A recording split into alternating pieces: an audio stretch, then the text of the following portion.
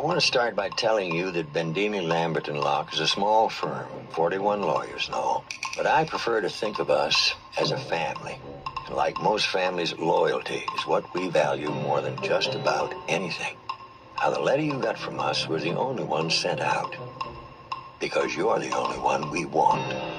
We've taken your highest offer to date and added 20%, and we'll guarantee a 10% increase the second year.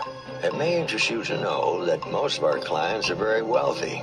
Poor people rarely have tax problems. It's one of the few advantages of being poor. You should also know that many of our partners are millionaires by the time they're 45. Our offer includes a bonus schedule, a low-interest mortgage for the purchase of a new home, and the lease of a new Mercedes. Your wife can choose the color. We have faith that you're going to be with us for a long, long time, Mitch. Fact is, nobody has ever left us. Nobody.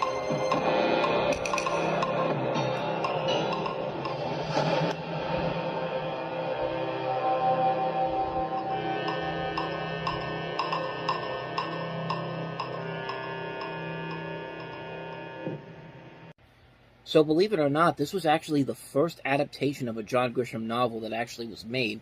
Of course, we get several more after this, including another one that came out at the end of the year with The Pelican Brief. But like I said before, this was a movie that was a big success when it came out.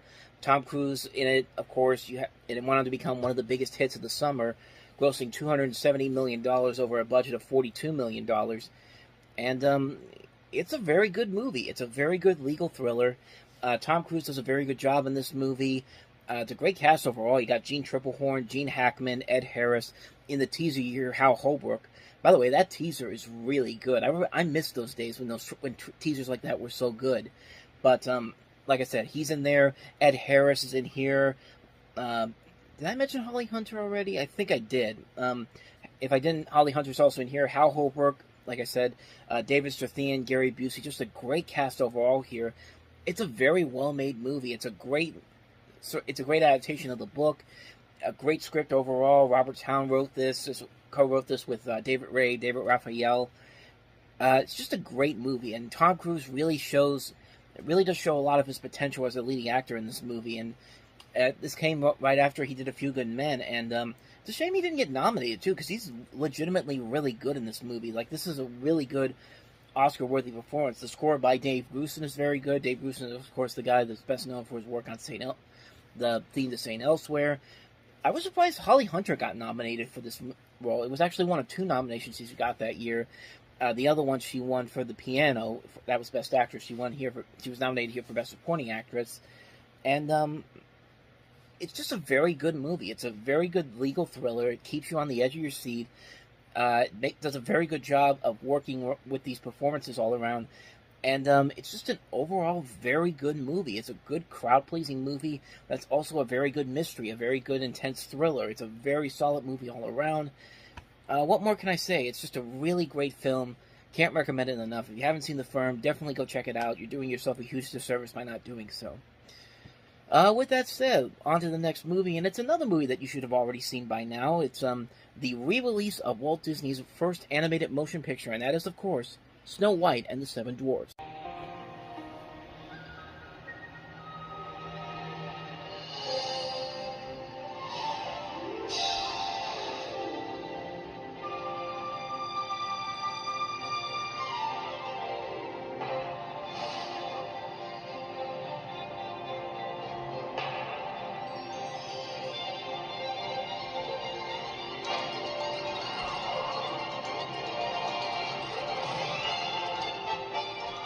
The greatest animated motion picture of all time is back in theaters. How do you do? How do you do? Snow White and the Seven Dwarfs. The Queen! Snow White! We gotta save her! This summer, come celebrate the wonder, the romance, and the magic of Walt Disney's all-time classic.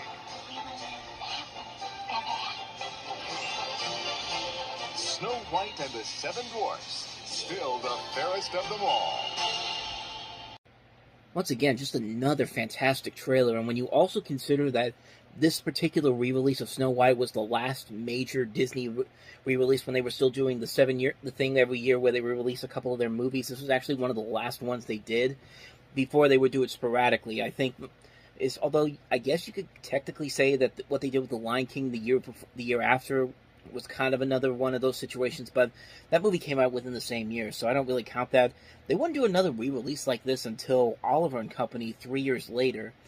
And what's interesting about this particular re-release of Snow White and the Seven Dwarfs, this actually became the first film that Disney scanned on digital files.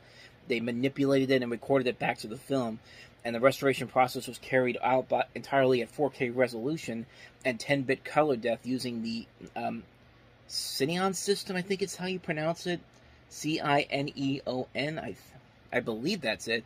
And they did that to remove like dirt and scratches all around, so it's a very interesting little piece of history there. And I mean, really, there's nothing really more you could say about this movie that hasn't already been said. Snow White and the Seven Dwarfs, it's a movie that I checked out again recently. I think I actually checked out last time I did was around the start of the pandemic, when I was just going on to Disney Plus and just watching all the Disney animated movies from the beginning to now. And it really is a movie that still holds up to this very day. The animation overall is still fantastic to look at. This is a movie that's over 85 years old at this point, and it still looks fantastic. It still looks like a well-made movie all around. The voice work overall is still very well done. The songs are still very memorable. The characters are all memorable. It's just a great, great movie. It's a movie that has held up very well over time. It's a movie you can keep going back to over and over again. You never get tired of it. It's, granted, it's not one of the best movies that Disney has ever done, but you know what? I would have loved to see this on a big screen. I really would have liked to see what this movie would have looked like on a big screen, because the only time I've ever seen this movie is on my television or when I'm watching it on the phone that I'm actually using right now whenever I have to go to Disney Plus. But it still would have been nice to see this on the big screen. And I know that by this point VHS was becoming more of the demand, and Disney for the longest time was like, they were sticking to the 7-year rule that they had until Pinocchio was the first VHS they had to branch out of there. Was it Pinocchio or was it Dumbo back in the 80s? I can't remember now. It was, anyway, it was around that, and then finally Snow White came to video in 93, and that was kind of the end of these yearly re-releases until they would eventually do it again a couple years later, which only lasted for a couple of particular films, but we'll get to those ones when we get to those ones. Yeah, there's really nothing more I gotta say about this one. Snow White and the Seven Dwarfs, chances are you probably should have seen it by now. So that's Snow White and the Seven Dwarfs. Let's move on to the last movie that we have here, and that is Pauly Shore in Son-in-Law.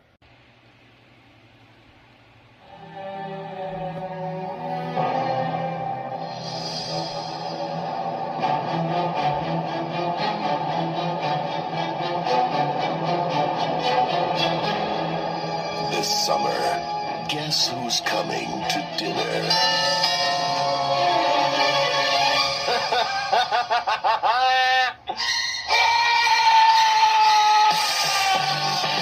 The son-in-law.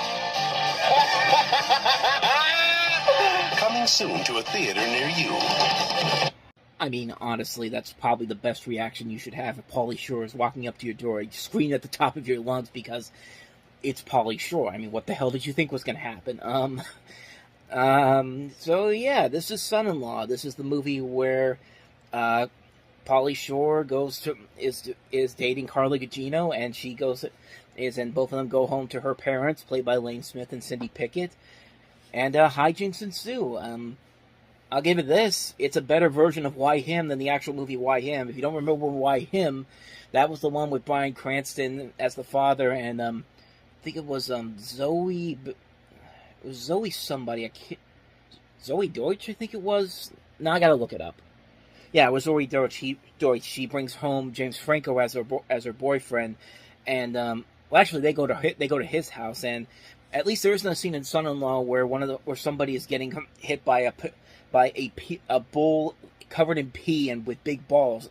This is something that actually happens in Why Him, and you know that has a better cast in it. But man, just don't watch that movie. Just don't watch the movie. I know Bryan Cranston is in there. I know I know that James Franco was in there, but just don't watch it. I mean, you're better off watching this movie. And I'm saying this as this movie is not really all that good, but it's at least better than that movie. I mean, it's really not that good of a movie, like I said, but it's not the worst. I mean, it's not the worst movie I've ever seen from Pauly Shore. It's just kind of there. It's just a movie that doesn't really have a whole lot that's hilarious about it. There's nothing really all that funny about it. There's nothing really exciting about it. There's nothing really interesting about it. That overall, it's just kind of like, it's there, and it's really just not it's just a movie that's just kind of there. I mean, apparently people wanted to see it because it ended up being a huge hit. It actually ended up making, let's see, about almost 5 times its budget. So I guess there was an audience for Pauly Shore back then. I mean, then again, Encino Man had just come out the year before. I don't think anybody was really excited to. I don't think anybody was just expecting to see what he was going to do next, which is pretty much play the same person in every movie that he'd star in. And yeah, it's just not a good movie. I don't remember it being all that great, and quite frankly, I don't know why anybody else would have thought it was great either.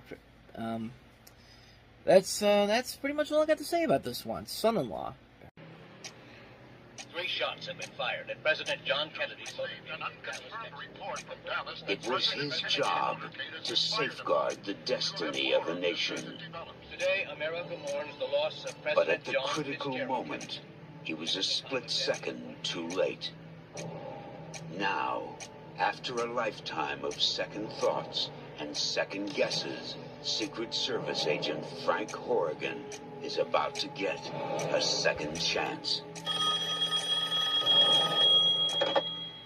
Yeah. Frank Horrigan? Yeah. I've read about you, seen photos. You were JFK's favorite. Dallas. What happened to you that day? And this time, he'll be ready. I see you, Frank. I see you standing over the grave of another dead president.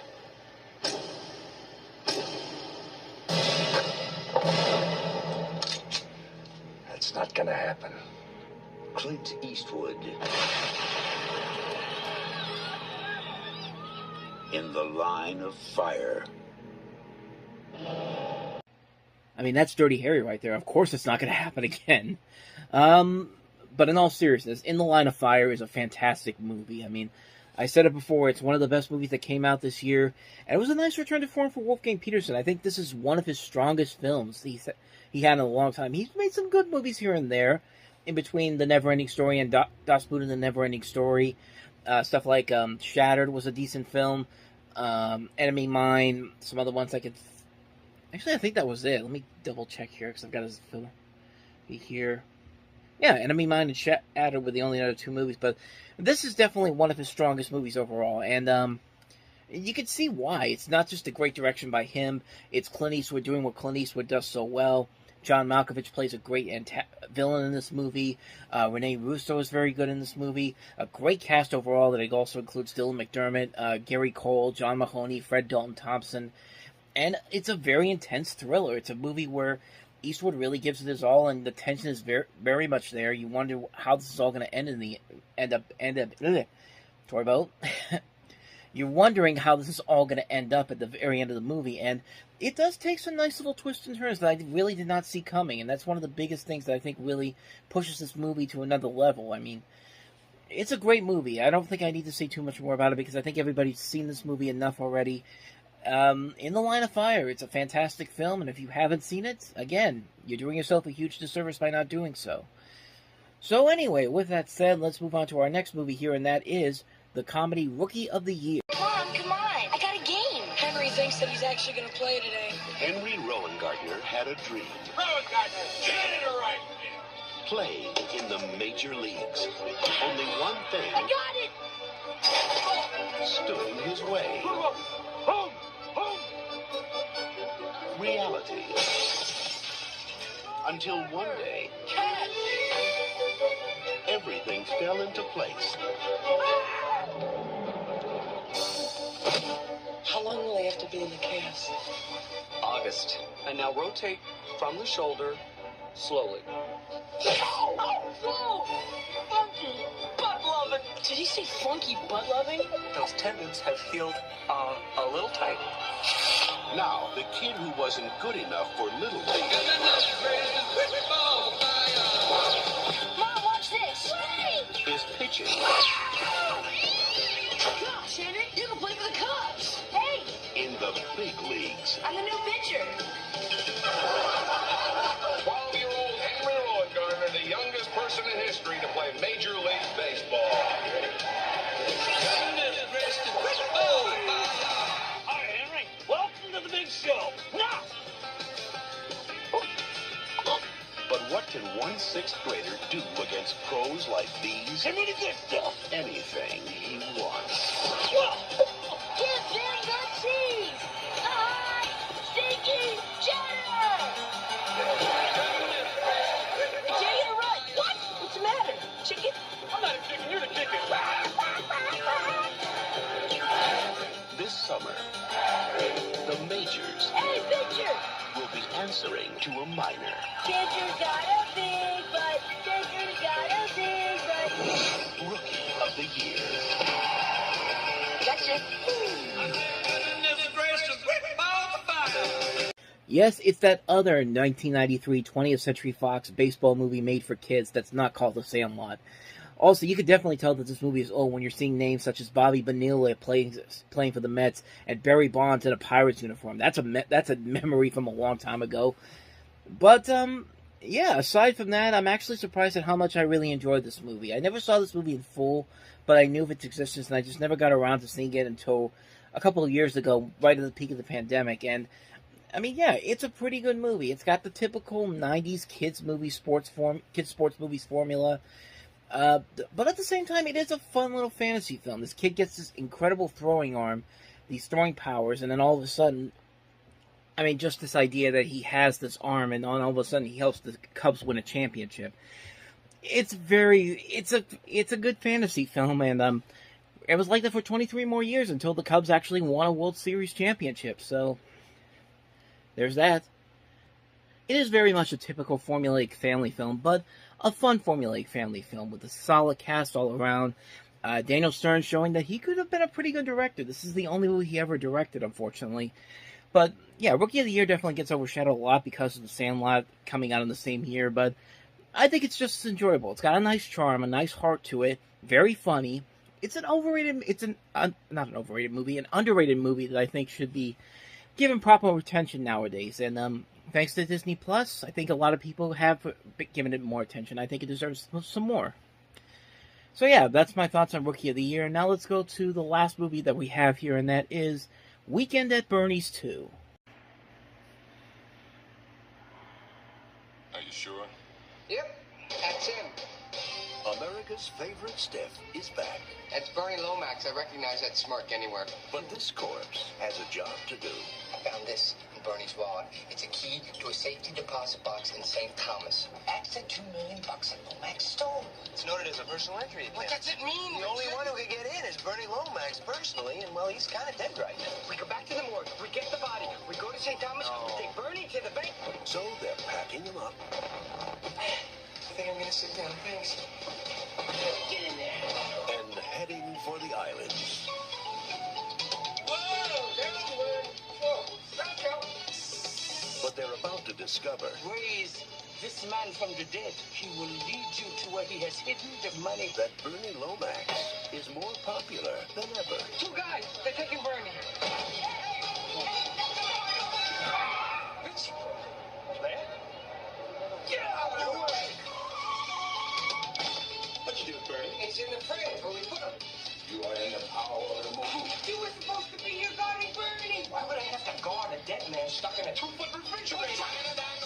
He's got style. What is he now? You're so cute. He's got charm. How did you happen to meet old Bert? In the conga line. He's just got no soul. I just saw a dead man walking on the bottom of the ocean.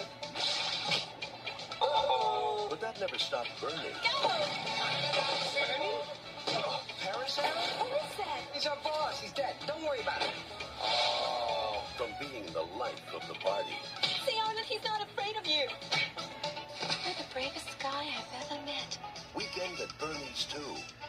No one does dead like Bernie. Yeah, I remember when Mannequin 2 looked like it was going to be what we all thought Mannequin 1 was going to be. Weekend at Bernie's 2 is what we thought Weekend at Bernie's 1 was going to be, except Weekend at Bernie's was actually kind of funny and knew it was silly and stupid. And then we get this movie, which is so awful. So awful on so many levels. Nothing about it makes any sense. Nothing about it is funny. The effort isn't even there. I mean, just from the opening credits alone, you can start to see many of the problems with the movie.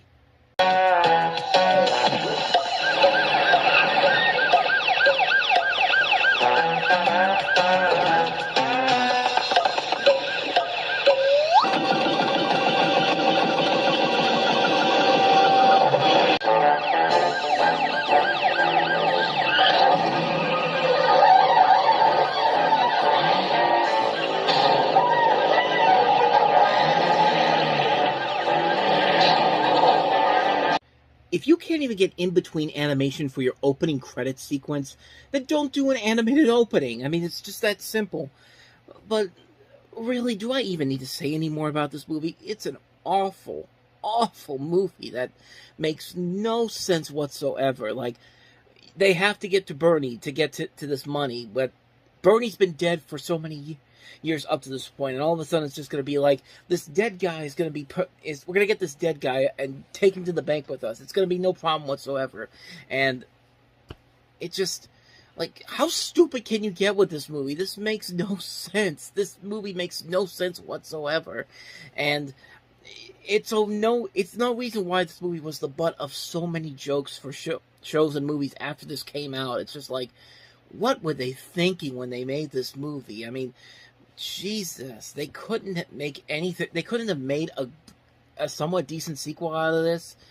Then again, maybe it's just like Mannequin. Maybe it was just an idea that was good enough for just one movie, and trying to extend it into another movie could have killed it, and lo and behold. I've got nothing else to say about this one. Weekend at Bernie's 2. It's one of the worst comedies ever made, plain and simple. Jump back. Twist the bones and bend the back. Back in 1693, the people of Salem, Massachusetts Witches! Yes? thought they got rid of the Sanderson sisters for good. We shall be back. 300 years later, it's Halloween Eve, and they're back. We're home. Are you broads a little old to be trick-or-treating? Talking about 3 ancient hags versus the 20th century. How bad can it be? Now they're digging up old friends and running amok. Looking for the one thing they miss most. Who stay for supper? I'm not hungry. But we are. Only one boy has the power to stop them Prepare to die again. You have no powers here, you fool! before all Salem falls under their spell. Hello.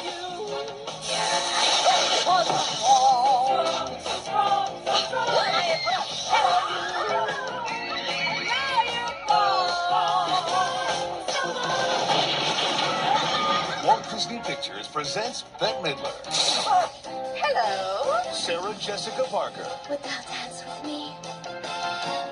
and Kathy Najimy. Hocus Pocus. Into the night! They love to fly, and it shows. Good night.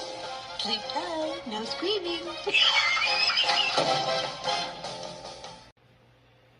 So this movie has gained somewhat of a following, and a following on the same levels as something like A Christmas Story that has done over the last couple of years, or something like Christmas Vacation or Elf, where it's become part of the Halloween zeitgeist. It's something that everybody has to watch.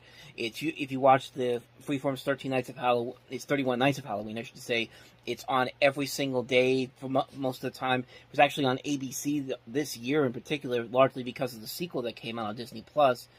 And everyone seems to like it, but unfortunately, I'm one of those people that does not. I really do not like this movie. I never got why this movie was so good, because All I saw when I watched this movie a lot was these very good actors being wasted and just wasting their time and talent on a movie that could have been so much better. Now, don't get me wrong.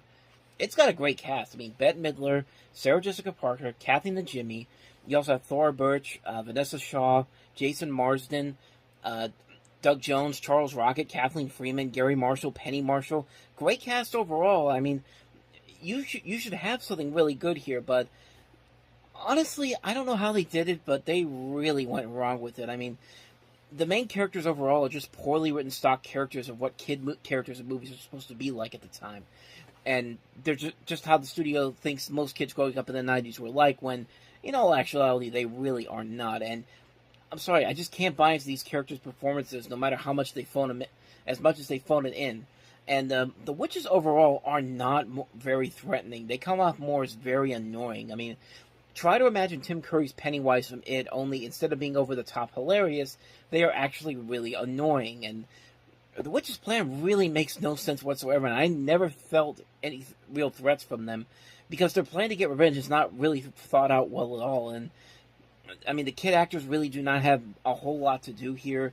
You've got a lot of good actors being in here, being wasted on here on such really lousy dialogue. There's a lot of moments where the comedy is just so lazy, and it's just like, overall, there's no real peril or conflict whatsoever, because you can't buy any of these characters into the situations that they're in.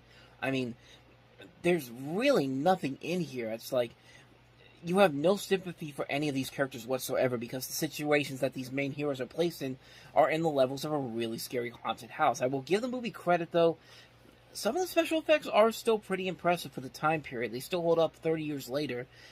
But other than that, though, I really don't like this movie at all. And the only reason I think a lot of people do like it is because of the nostalgia factor, and the fact that I'll be less harsh on it because I have bad movies that I like because of nostalgic flavor. I mean, I still love the original Space Jam, and that's one of those movies that's a really bad, lousily made movie, but it's not a great movie at all, but I still love it. I still think it's one of my all-time favorite movies, even though I know it's a big guilty pleasure movie. Something like Speed 2 is another example of that. So in that case, maybe I could kind of understand why people found this movie appealing. But other than that, I don't get it. I think this movie probably would have worked a lot better as a more adult-oriented movie, kind of like what Enchanted was going to be. Because Enchanted was supposed to be a more racier, R-rated movie before it became a family film. And while I really like Enchanted, I always wondered what that original script would have looked like. And I think you could have done the same thing with Hocus Pocus. And maybe not to the levels of an R-rated movie, but more on the lines of a raunchier PG-13 comedy. But as it is, it's a badly written, poorly acted, and poorly directed movie, in my opinion, that I really don't like. A lot of people do. And honestly, if you like it, more power to you. But I just never got into it like everybody else did. I'll never understand it, and just let the people who enjoy it enjoy it. And don't expect any thoughts on Hocus Pocus 2 anytime soon, because unfortunately, it's because like with this movie, I have no real interest in watching this movie again. So that movie, or this movie again, pretty much. So yeah. So that's my thoughts on Hocus Pocus. So let's move on to the next movie, which I think is a slightly much better family film, but still has some notable flaws to it. It's a classic film overall, Free Willy.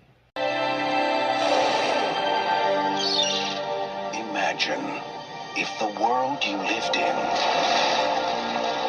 the space you breathed in, and the freedom you played in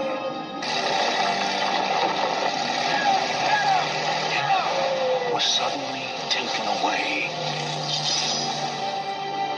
Imagine if the only person who knew how you felt was a boy who felt it too. You really like him, huh? Yeah. Gotcha. In a world where beauty is held captive, Miss your family?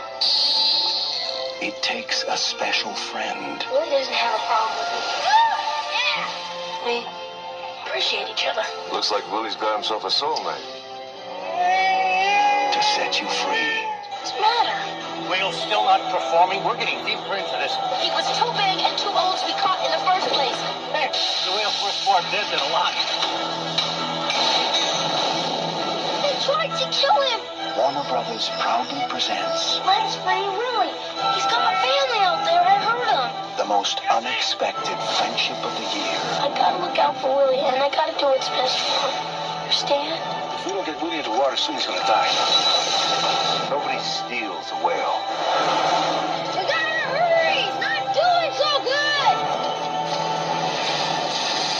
Don't let that whale get away! Go, Willie, go! The greatest adventure of the summer. Free Willy. And then the whale fell on top of the kid. Willie didn't make it, and he crushed the little boy, too. It was quite a mess. I mean, come on, man. I mean, that trailer just pretty much is very ambiguous. You can make up your own dark, twisted ending about it. Or you can just do what The Simpsons did and just do exactly what they said. Just say, oh no, Willie didn't make it, and he crushed our little boy. Ugh, what a mess. But, Free Willy. Free Willy is the movie that received a lot of good critical attention at the time, a lot of positive attention, and it was seen as a great family film at the time. And honestly, I can't really argue with that. I think this is a movie that is it's a very flawed movie, but it's very simplified. It's a very formulaic story, but at the same time, they do a pretty good job of making this story about a kid and this dolphin and this whale and having this connection between them. And it actually does work really well. They have a very good chemistry, and it works mostly because of the actor Jason James Richter, who he does a pretty good job. This is his first movie he's ever been in, and he's very entertaining in this. It's got a great cast overall. Lori Petty, Jane Atkinson, August Schellenberg, Michael Madsen's in this as the bad guy. No, he's not the bad guy. He's the foster father. Michael Ironside is the bad guy in this. You also have the grandfather from Grounded for Life, Mickey Wilson. Daniel Harris from the Halloween movies is in this as well. And it is just a nice little story. It's a nice little story about this kid who's trying to save this whale who's stuck in this theme park. And the goal is to essentially free him out into the open. And it's an overall really enjoyable film. It's a nice, solid film. It doesn't really have to do too much to really get the message out there or get its story out there. It does just enough to entertain a lot of people, and it's really enjoyable. Plus, I think, let's be honest, the movie really did well because of the soundtrack by Michael Jackson. Of course, Michael Jackson was heavily involved in the soundtrack for this, mostly with the song "Will You Be There," which is a really damn catchy song. If you ever listen to it, it's a great song overall. There's even another one that actually remixes one of Jackson's songs, "Human Nature," called "Right Here," which is another good song off the soundtrack. The soundtrack overall is very, very good. It's a very solid soundtrack, and this is a very solid movie all around. It's a movie that I keep going back to, and I really do find myself really enjoying it every time I watch it. The sequels, that's a whole nother story altogether. In fact, wait till you hear what I have to say about Free Willy 2, because that movie holds a very special place in my heart, probably for not the reasons that you think it does. But we'll get to that one when we get to 1995. But bottom line, Free Willy is a pretty damn good movie. If you haven't seen it, definitely check it out. You might be pleasantly surprised by it. So with that said, let's move on to the next movie, and that is Roadsholler.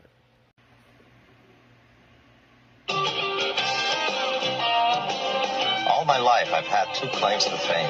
I was born in Transylvania, and I don't drive a car.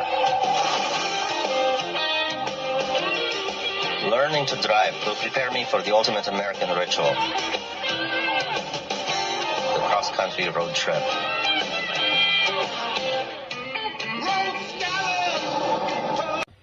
So this is essentially a documentary following an NPR journalist, Andrei Cordisu, who's a Romanian immigrant, a naturalized American citizen, and a newly licensed driver who goes off on a cross-country road trip. He travels from sea to shining sea in a red 1968 Cadillac ragtop, exploring the meaning of freedom to a variety of Americans in this gently comic yet poignant documentary. He goes to places like New York, Camden, Detroit, Chicago, Taos, Arizona, Las Vegas, San Francisco.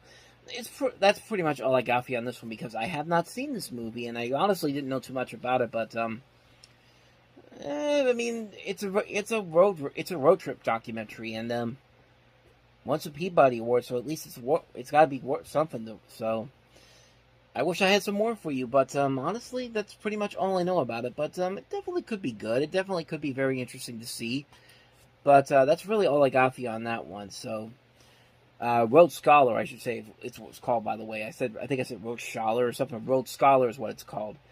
But, yeah, Road Scholar. Anyway, on to the last movie, and that is another documentary, and that is Twist. Coming from New Line Home Video. Let's do the twist. Come on, baby! Let's do the twist! The hottest craze to hit the dance floor is now the hottest motion picture on video. Twist.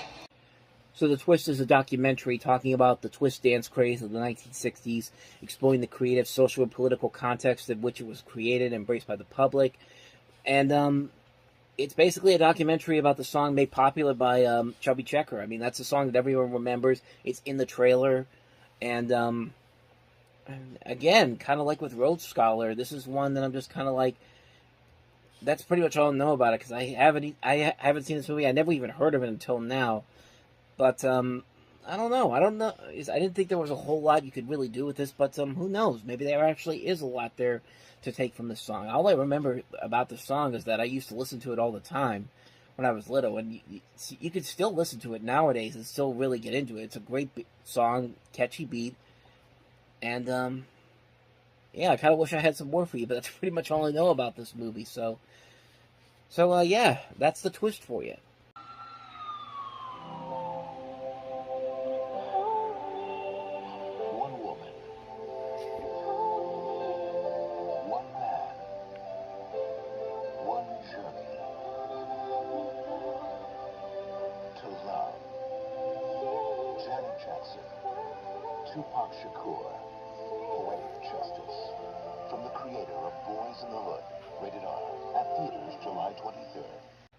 So this is a movie that stars Janet Jackson and Tupac Shakur, and of course comes after Singleton did Boys in the Hood. And I think because of that goodwill he built up with Boys in the Hood, I think that at the time this was considered a massive disappointment. But I am glad to see that this movie has gone on to have a lasting following and has aged well and has gotten better and better with age, because it really has gotten better and better with age. Yeah, the story can be very formulaic at times. It has pretty much a very typical premise for this type of a movie, but the dialogue, the chemistry between Jackson and Shakur, as well as the rest of the cast, I think really does keep this movie afloat, and it's one of the more underrated films of the 90s, honestly. I am glad to see that it has a following over the years, and it definitely shows how Singleton's direction has evolved during this decade, as we would see in films later to come. So, really recommend Poetic Justice. Let's move on to the next movie that we have here, and that is Coneheads. Paramount Pictures proudly announces a world event. The premiere of an epic motion picture. The arrival of a family unlike any you've ever known.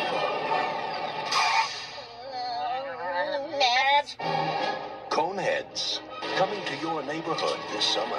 Starts Friday, July 23rd at theaters everywhere.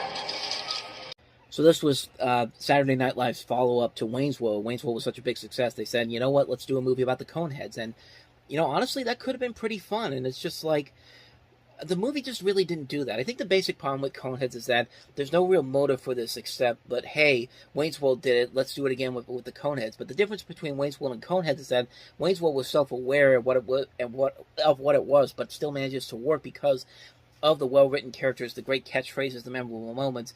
Coneheads seems way too more serious in terms of its tone. Yeah, it's a comedy, but it's not a self-aware comedy. But they want you to believe that it's a realistic comedic situation that can be relatable, and it suffers because of it. The stuff that does work. Some of the jokes are funny. Aykroyd and Curtin stay true to their characters, but besides that, the movie's just kind of meh. I remember watching it as a kid and enjoying it, and it's fine for what it is. It definitely could have been a whole lot better, though. So it's certainly a lot better than our next movie, and that is Another Stakeout. Richard Dreyfuss and Emilio Estevez are on another stakeout disguised as father and son. Daddy, don't start with that. And with their new partner, Rosie O'Donnell. I can use some help up here, please. Help your mother. They're becoming the perfect family. Did you know that you were illegitimate? Thank God. And now, if they can just get their story straight. This is my husband. Chris, another stakeout. I'm his son from his first marriage, but Mom's dead. Rated PG-13. Starts Friday, July 23rd. A sequel that came many years too late after the original film. I mean, the original film came out 6 years before that, and they went for the PG-13 crown because the first movie was rated R, but we got to bring the kids in here. Hey, Rosie O'Donnell's in here. We got to bring the kids into this, and I like Rosie O'Donnell, but I really think that she really wasn't set right for this particular role. It's a movie that it's great to have Richard Dreyfuss and Emilio Estevez back, and even the same director, John Badham, is also back for this particular film. And but overall, it's a lackluster comedy that, like I said, tries to go a little too mainstream. Like I said, the PG-13 rating to try to bring the kids into this as well. The kids don't remember the first Stakeout movie, and obviously for obvious reasons, because it's rated R and it was much funnier. This is just pretty generic, lackluster, and not funny whatsoever. But at least it was better than Weekend at Bernie's too, which I guess that's the only caveat they have there. On to the next week, the 30th of July, and the first movie that we have, Rising Sun, with Sean Connery and Wesley Snipes. Rising Sun is smart, sexy, provocative entertainment. To giving this country away. Nobody forced us to do it. Sean Connery is one of the great movie stars. Never underestimate your opponent. And Wesley Snipes is right there with him. We have a murder here. I want to solve it. Powerful, gripping, intense, and intelligent. You're to blame here. The best picture of the year. Rising Sun, rated R. Now playing at theaters everywhere. Based off of the book by Michael Crichton. Of course, Michael Crichton wrote Jurassic Park, which was the big hit at the time. I guess they were probably going off on that because I don't know why they would move this so closely to Jurassic Park, but yeah, a pretty lackluster action thriller to say the least. You got Sean Connery, Wesley Snipes, and Harvey Keitel in here, and you would think there'd be a great movie there with these people involved and a good story, but I don't know. I think Black Rain did it better, honestly. It's just not an enjoyable action movie on any level. There's great talent in here, but there's just nothing really all that exciting or interesting or even unique to make it stand out on its own, except for the fact that the same man that wrote Jurassic Park wrote this. And okay, so what? Is the movie any good? Not really, no. But yeah, that's Rising Sun for you. So on to the next movie, a much better comedy, I should say. Robin Hood Men in Tights. Century Fox presents Ow! I challenge you to a duel. The first, action hero. I accept. And the last, word in company. White men can't jump. Robin Hood, Men in Tights. Why should the people listen to you? Unlike some other Robin Hoods, I can speak with an English accent. A Mel Brooks film. The legend had its coming. Rated PG-13. Starts Wednesday, July 28th at theaters everywhere. A nice return to form for Mel Brooks, who had a couple of stumbles in between Spaceballs and this movie, more notably in Life Stinks, which was not a very good movie, but this is a nice return to form. It's a nice, funny parody of Robin Hood. Carrie Elways is very funny in here. The cast overall is very hilarious, has a lot of great moments in there that are just so memorable. Just a ton of fun, really funny movie, a quotable movie, to say very much so. And it's a really fun movie. It was not well received at the time, but I think, like with Poetic Justice, it's gone on to have a cult following over the years, and it's become an overall incredible film overall. So, incredible film, a great comedy overall, and even it is an incredible film. I like how it makes fun of Robin Hood, Prince of Thieves too, and in so many ways, like with Kevin Costner's, with Carrie Elways actually having the British accent compared to Kevin Costner. So. Yeah, Robin Hood Men in Tights is a pretty good movie. A pretty good comedy overall. Next up, another comedy, So I Married an Axe Murderer. Married an Axe Murderer, a comedy on the cutting edge. Mike Myers is hilarious. The freshest, funniest film of the summer. Wacky. And wonderful. Somebody needs a heart. It's side-splitting summer fun. Stick a needle in your... Mike Myers, So I Married an Axe Murderer. Call me. Rated PG-13. Starts Friday at a theater near you. Mike Myers' follow-up to the Wayne's World movie, and certainly not a better movie than that one is. This movie's okay, though. It does have a couple of funny moments, a couple memorable moments. I like Mike Myers and Nancy Travis in this, and I just think it's overall an okay film. It's nothing spectacular. It's nothing incredible. It's fine for what it is. I didn't know until recently that the Mike Myers Netflix show, the Pentaveret,